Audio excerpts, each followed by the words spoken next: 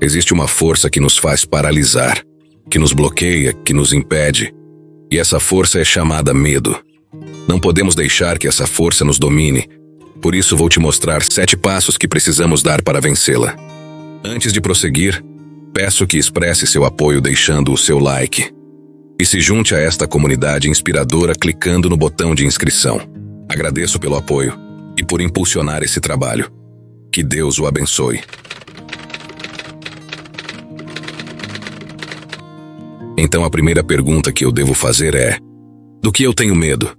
Talvez de uma pessoa, de um acontecimento do passado que pode ter causado algum trauma, ou mesmo da possibilidade de um acontecimento futuro como uma catástrofe. Ou pode ser de um animal, da escuridão, medo de altura ou medo da solidão, medo de fracassar, medo do que as pessoas irão dizer, ou até mesmo do que elas irão pensar. Medo de não ser bom o bastante. Vamos usar como exemplo uma antiga fábula indiana para te ajudar nesse processo, para mudar a maneira como você lida com diferentes situações em sua vida. Há muito tempo atrás havia um rato que estava sempre angustiado porque tinha medo do gato. O mago teve pena dele e o transformou em um gato também. Então ele começou a sentir medo do cachorro. Diante dessa situação, o mago o transformou em um cachorro. A partir daí, ele começou a sentir medo da pantera e o mago o transformou em uma pantera. Já como uma pantera, ele começou a temer o caçador. Só que nessa hora o mago desistiu e o transformou novamente em um rato, dizendo: nada que eu faça por você vai te ajudar porque você sempre terá um coração de um rato. Talvez o medo sempre exista, mas nós decidimos se vamos deixar que isso nos paralise ou se vamos enfrentar. O mesmo acontece com as adversidades, a tristeza e outras emoções e situações que são capazes de nos paralisar. Uma vez que nos tornamos conscientes e identificamos o medo, precisamos dar o segundo passo, que é questioná-lo. Até que ponto devo sentir o medo? O medo tem a função de nos proteger. Em pequenas doses, ele nos alerta sobre possíveis ameaças. Mas quando ele se intensifica e começa a interferir em atividades básicas na vida, ele precisa ser questionado.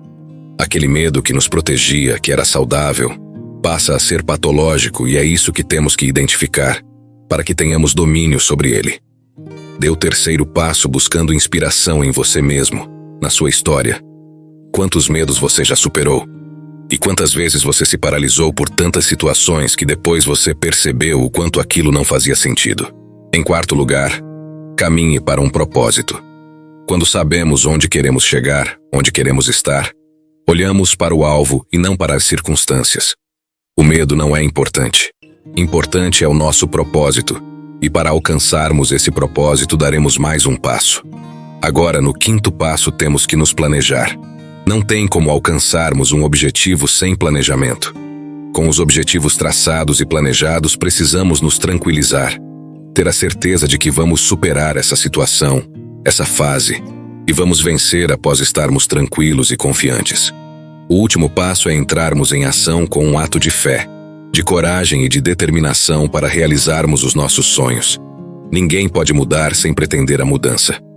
Embora o exterior possa ofuscar, é a nossa força interior que precisa crescer, se desenvolver e estar sempre em constante movimento para aceitar as mudanças do exterior.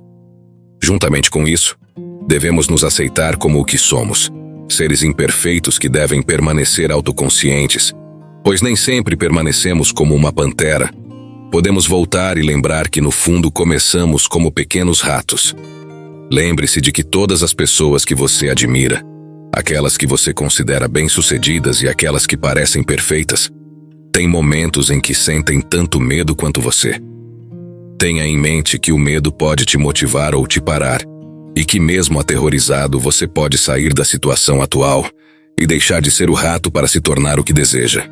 Se você gostou, compartilhe essa mensagem e até o próximo vídeo.